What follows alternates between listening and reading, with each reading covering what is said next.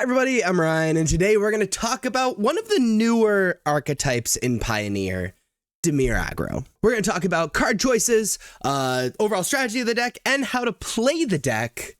Let's jump into it. This is Dimir Aggro in Pioneer. It's very similar to the Dimir midrange deck in Standard, in the sense that it plays a bunch of creatures that are evasive and then capitalizes on those evasive creatures with ninjutsu from Kaido and then other ninjutsu cards like Moon Circuit Hacker, Shadow, Thousand Face Shadow, etc., etc. And then also draw a ton of cards off of Enduring Curiosity on top of all of that. Also backing that up with some counter magic, some hand destruction in Thoughtseize, and spot removal in Fatal Push and Go for the Throat. So the point of this strategy, again, is to play these evasive creatures, draw a ton of cards off of our ninjutsu creatures and Enduring Curiosity, use that card advantage to answer stuff one for one and win the game. As far as card choices in the deck itself goes, the lands are pretty straightforward. I guess the only kind of weird thing happening is there's four Mutavault. It being a 2-color deck means mana is pretty easy.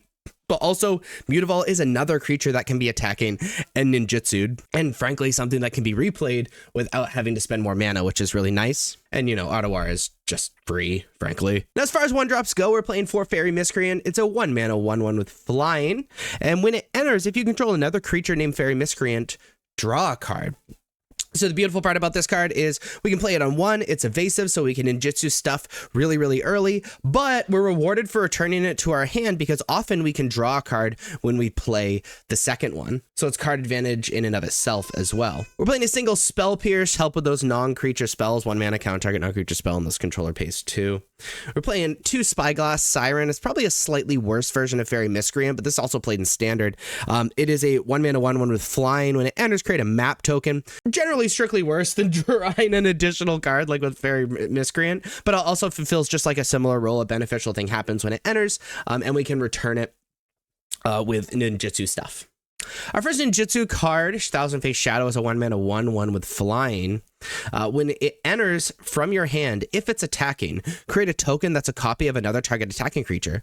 The token enters tapped and attacking. So it's really just a 1-mana 1/1, unless we ninjutsu it for 4 mana, and then we get to create a token of something else. That token could be, frankly, anything. We could be drawing a card off of Fairy Miscreant. We could be copying a Moon Circuit Hacker to draw an additional card. We could be tapping something down with Flood Pits Drowner, which actually doesn't matter because we have to ninjutsu after blockers, but still, we could be copying an Enduring Innocence, etc., etc. It's just very, very, very powerful, especially if it's actually copying an Enduring Innocence, because Thousand Face Shadow also just will exist on the battlefield. It just creates a token of something else, which is beautiful. The issue is kind of hard to get this good, but when it's good, it can just close out games.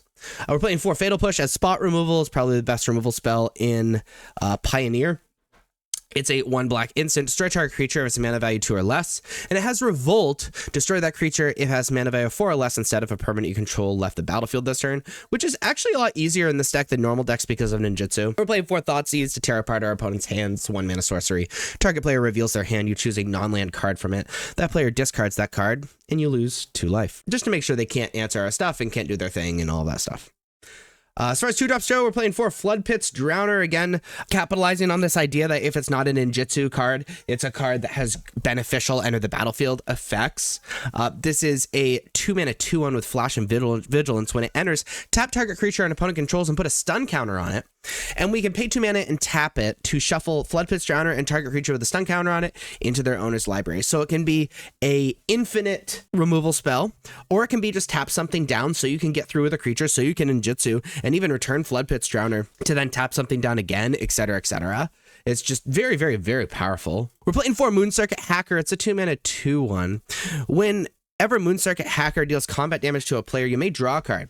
If you do, discard a card unless Moon Circuit Hacker entered this turn. So just connecting with Moon Circuit Hacker, already very powerful, but it also ninjutsus for 1 mana, so we can return these things that have beneficial enter the battlefield effects to our hand, be able to play a ninjutsu, draw a card, and now we have something that loots whenever it attacks, and it's a 2-power creature. Playing 2 Go for the Throat, just to round out our spot removal. It's a 2-mana instant, strike target non-artifact creature, which is essentially unconditional removal in Pioneer, frankly. We're playing 2 Enduring Curiosity.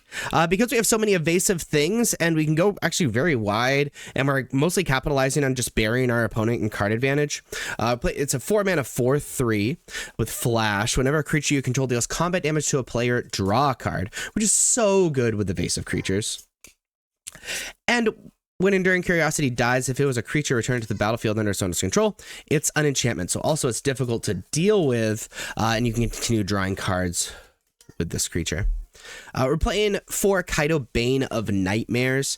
It's a 4-mana Planeswalker that starts at 4 loyalty. Its +1 is again an emblem with ninjas you control get +1/+1. And actually there's a few ninjas in our deck: Thousand Face Shadow, Moonsark Hacker, and Kaido itself. 0, Surveil 2, then draw a card for each opponent who lost life this turn. Very easy with evasive creatures. And then -2, tap target creature, put 2 stun counters on it so it gets things out of the way. However, during your turn, as long as Kaido has 1 or more loyalty counters, he's a 3/4 ninja and has hexproof, and has ninjutsu for 3. So you can ninjutsu this planeswalker on the battlefield, get card advantage and resource advantage, and pump up your ninjas, which Kaido is a ninja as well. Tap things down, get things out of the way. It's just very, very, very powerful. And of course, be able to replay those beneficial enter the battlefield effects from the thing that Kaido returns.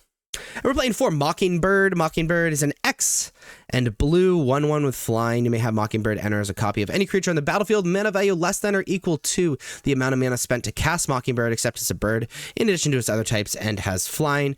Very good copying opponent stuff, but also when everything has decent enter the battlefield effects, it's super good. Also, this is evasive itself, which is great as well. The dream is copying like things like Enduring Curiosity, like I mentioned with Thousand Face Shadow. It's just absolutely disgusting. So again, as far as the main deck goes, you're playing your evasive creatures, you're getting things out of the way, you're tearing apart your opponent's hand, tapping things down, and then when you attack with those invasive creatures, you're returning them to your hand with ninjutsu effects that are beneficial, which then you can recapitalize on those evasive enter the battlefield effects over and over to just bury your opponent in that card advantage. As far as the sideboard goes, we're playing 2 more Spell Pierce, again to deal with those non-creature spells.